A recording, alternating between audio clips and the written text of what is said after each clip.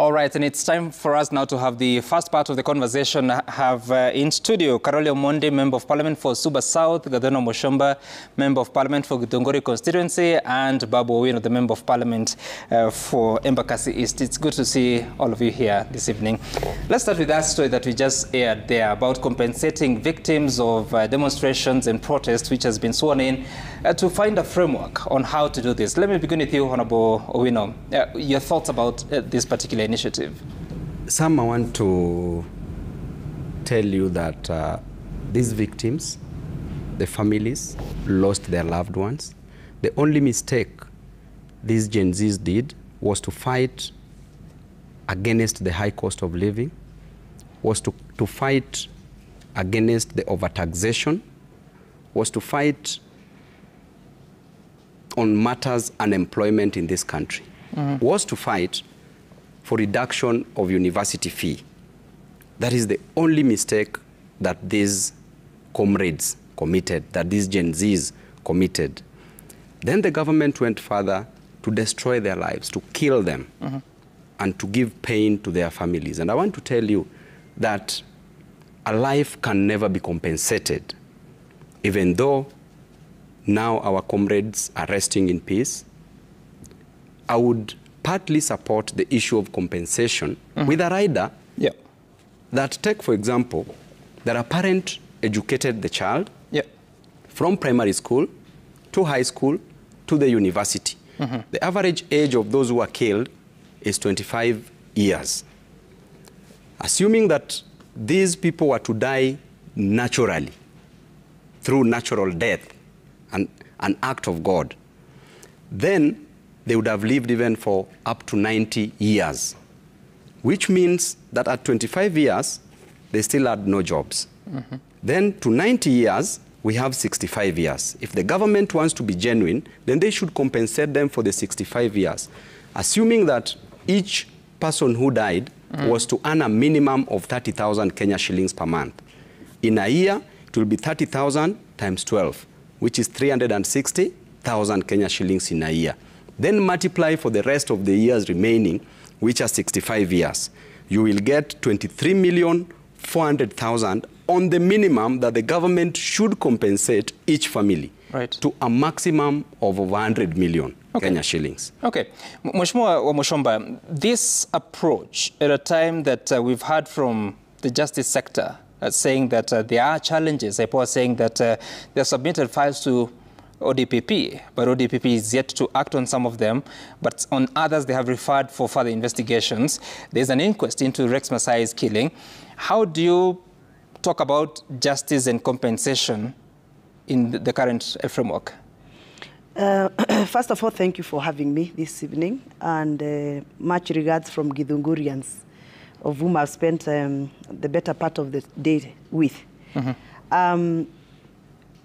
I am a bit not so convinced that the government is doing this compensation with an intention to do good.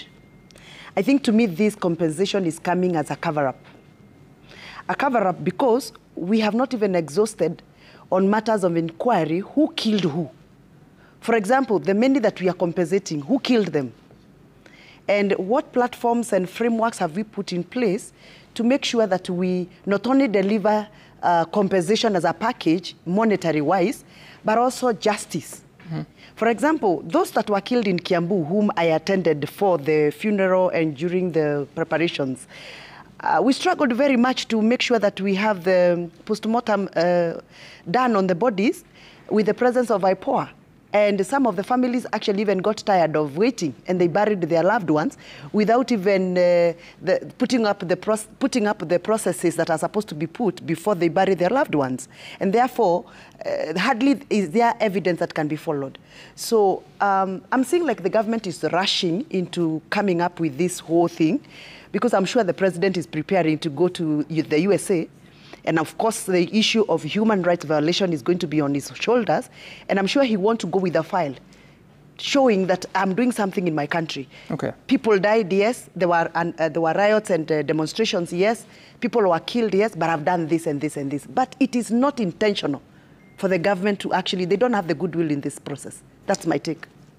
Mheshimiwa Omondi, so this is coming at a time that it was in March that your party signed a 10-point agenda with UDA, which is in Kenya Kwanza, to have victims of protests really looked into and their affairs looked into. Does this answer what you are looking for? But also, why is Parliament? Because it's been more than 1 year. Thank you, Sam. I don't want to address it as a party issue, because the issue of compensating victims of abuse of power has been with us for a long time. Many Kenyans may not be aware, but we have something called the Victims Protection Act, Cap 79A, enacted in 2022, which actually also provides some mechanisms for compensating victims of crime and abuse of power. And we also have Kenya National Human Rights Commission, actually, which should also be dealing with this issue. So we seem to have chosen a direction of operating outside the established institutions. And I don't want to dwell too much on that, because the key issue is how do we try and give some support to those who have truly been hurt over the years. But there's a question that my colleague Wamushomba has raised, justice and accountability. Actually, when you talk of compensating people, they go together with justice and accountability. So we need to see that also. That is how you deal with this issue. So who pursues that? It should still be the same government.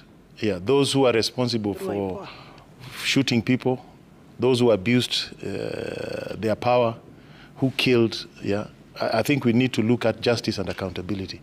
And as I've always said, it is not just the victims, the civilian victims. We should also look at compensating police officers and their families, who are also victims, actually. Okay. I think we need to look at it. But let me add something.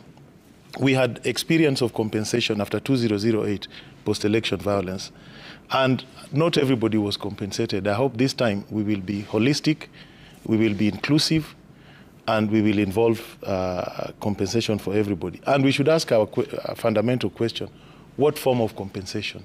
Okay. Is it just monetary? Is it psychosocial support? Is it livelihood support? What is it? Okay. I hope Makau Mutua will answer all those questions. The reason I'm asking that, Mheshimiwa Mushomba, is because as we speak, we have been serializing stories of young men that are still in hospital. Some of them have been unable to afford medication. Yet this work is now beginning, but justice appears to be very slow. You know, Sam, I'll pick from where my brother has just talked about who are we compensating first. Are we compensating those that suffered emotional damage, emotional torture, or physical injuries, deaths, businesses that were looted and, and vandalized? And when you talk about hospital, by the way, I am one of those that went to Kenyatta National Hospital during the 2 days of serious demos and murders. And I wondered why the management of the hospital was actually stopping me from even getting to Kenyatta National Hospital, because I had to fight literally to get in. And when I went in, some patients were hidden from me. Yes, they were hidden from me. I was not able to see some of the patients. And my interest was minors, actually. I had gone there because there were 3 minors that I was interested in that were actually bedridden in bullets. And I needed to know why they were injured. Were they in the demos, or were they caught in their houses, or what happened? And I went in, and when I went in, I was shocked that that very day I went to Kenyatta National Hospital, 19 minors, 19 underage. Young boys and girls were in hospital. Majority of them were boys. And to my shock, 7-year-old boy had 3 bullets. Okay. So when we say we are compensating, are we compensating the mother who has been in the ward for all that time? Are we compensating the patient? Are we compensating that she lost all her businesses? Like there's one who told me she was a hair attendant, and she had to close her business, and she's a single mother. Okay. So, and this Macau tribunal, how constitutional is it, by the way? Sammy, what's your guess? I guess it's unconstitutional. It is irregularly constituted. Why? Because why are we jumping out the processes that are outlined in this constitution? Why are we overlapping the functions of the institutions that are enshrined in this constitution? Why? Why can't we wait for IPOA to tell us, amongst the 167 allegedly killed persons, who killed them? Okay. Which bullets? When I went to Kenyatta National Hospital, the boy that I was following from Limuru, the doctor told me that the bullets they removed from that boy's body was a bullet that was supposed to kill an elephant, not to be used on human beings. Okay. And I wondered, where would a gun that is allegedly supposed to be killing elephants be used on a human being? Okay. So why are we jumping processes? Why can't we allow IPOA to do their job? Now that the passos and the remnants of that bullet are there, why are we rushing to put this tribunal in place and rush the process? Are you saying elephants are supposed to be killed, or it was supposed to immobilize? It was supposed to immobilize. Apologize. Immobilize the elephants. But it was supposed to, it was used to immobilize, allegedly to immobilize human beings. All right.